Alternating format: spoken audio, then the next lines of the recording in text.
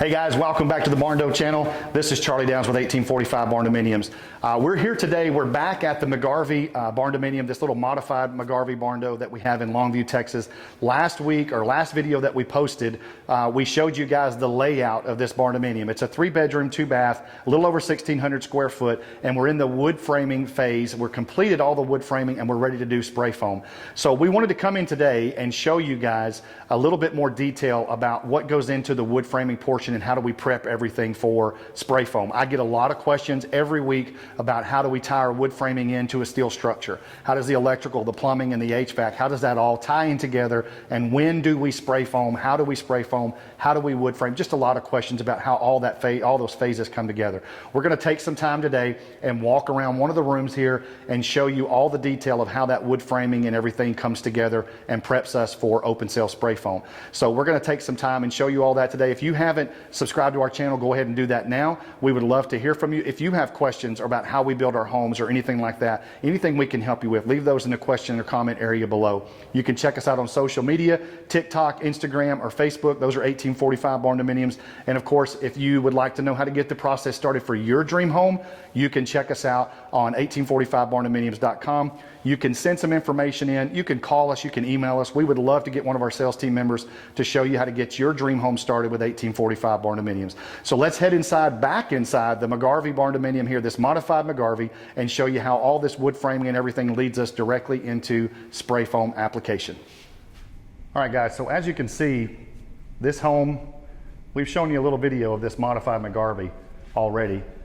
But we wanted to take some time and answer a couple of questions as far as the wood framing phase. I get a lot of questions seems like every day, but I know every week, about how do we wood frame houses and how does it all kind of tie in with the steel structure. So I'm going to take some time. I'm going to come up here in this room in the front because I've got some good light up here and show you guys how our wood framing kind of ties in together. Before I step in there, let me show you something that a lot of customers ask about, and it's attic space. You know, do we have attic space up there? The answer is yes, and we can modify the roof line and the roof pitch to give you more space, you know, if it's needed. So this has a relatively flat roof pitch. It's not super steep, so there's not a ton of attic space that's usable up top just because the roof pitch doesn't allow for it, and the customer didn't ask for it or doesn't need it.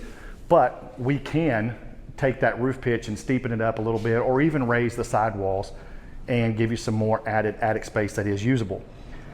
But what we want to talk about today is how does the wood framing tie in to the steel structure. So I want to take, and I'm going to try to show you as best I can. I thought this one would be a really good example. If you look inside that purlin, or on top of that purlin, I'm sorry, you see a 2x4, and I'm going to walk down the length of this purlin here and show you that 2x4 that is attached, secured to that purlin. And then what we do from there is we're going to take that wood framing and we're going to take our nail gun and we're going to attach those studs to that purlin using that 2x4. So it is attached securely. I'm going to take this 2x4 right now and I'm pulling, shaking, and it is extremely stable, okay, because it's attached to that steel structure. Now we do that all the way around the perimeter of the structure and attach the studs and the walls to the purlins. On the floor, it's just like a traditional home. So you can see that we've attached our 2x4 studs, or our 2x4 plates right there, to the foundation just like a traditional home. And you can see the 12-inch walls that we create are the window seals. You've got your exterior sheeting for your steel. You've got your gap that's basically your purlin width, and then you've got your wood framing structure here that will have sheetrock outside of that. And this is what creates, and I'm going to pan around here, this is what creates the 12-inch window seal that you see. Just because of the way that we attach that wood framing to the purlin, it creates that 12-inch space.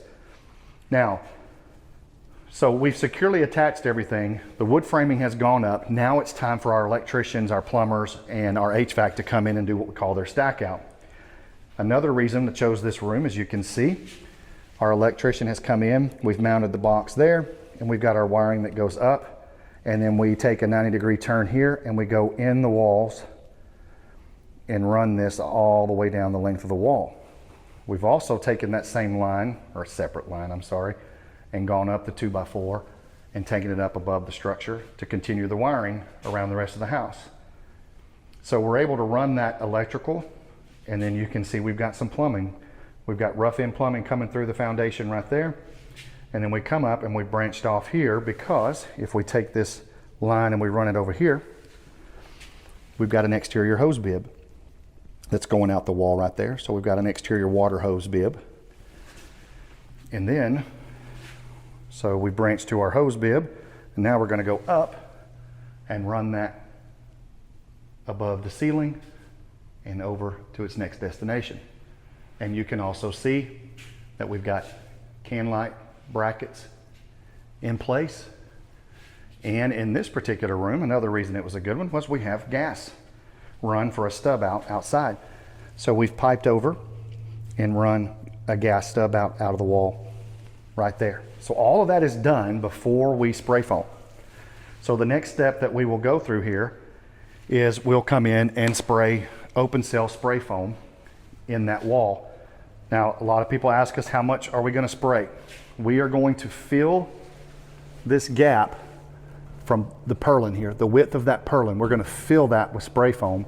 And what you're going to get is there's actually going to be a thermal gap behind this 2x4 that will not even touch the spray foam. We'll actually have a gap there where it doesn't touch.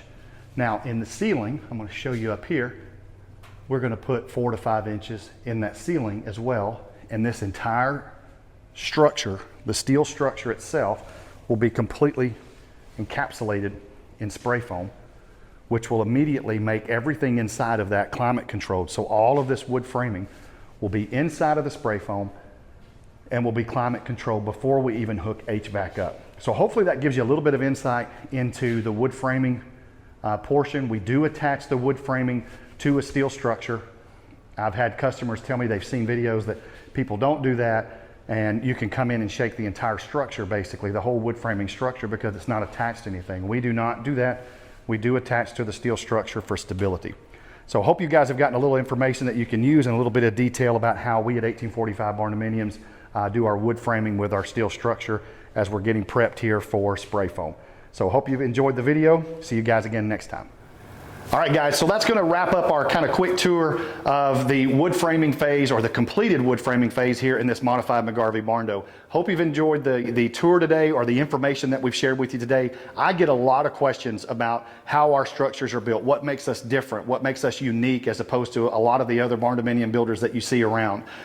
We have our 12-inch walls as kind of our calling card, and a lot of people ask me how those are created. So we wanted to take some time today and show you how the wood framing ties in with the steel structure and how everything gets ready for spray foam. Once we get done with that spray foam, everything is going to go really, really quick. We're going to start sheetrocking, paint, trim. Everything's going to really start coming together really fast. But we hope you enjoyed the information that we shared with you today. If you have any questions about how we build or where we build or anything like that, you can leave those in the question and comment area below. We would love to hear from you. If you haven't subscribed to our channel, please do that now. You can keep up to date with things that we're doing, Barndos that we're working on, and every video that we post here on YouTube. You can stay notified of those if you subscribe to our channel. You can check us out on social media, TikTok, Instagram, Facebook. Those are 1845 Barndominiums as well. And then, of course, if you would like to know how to get this whole process started for your dream home with 1845 Barndominiums, you can check out our website, 1845barndominiums.com. You can look at our floor plans, look at how we build these structures. You can watch these videos also from the website, but then you can also send information to us, and we can have our sales team reach out and talk to you about how to get the process started with 1845 Barndominiums. We hope you enjoyed the information we shared with you today. We'll see you guys again next week.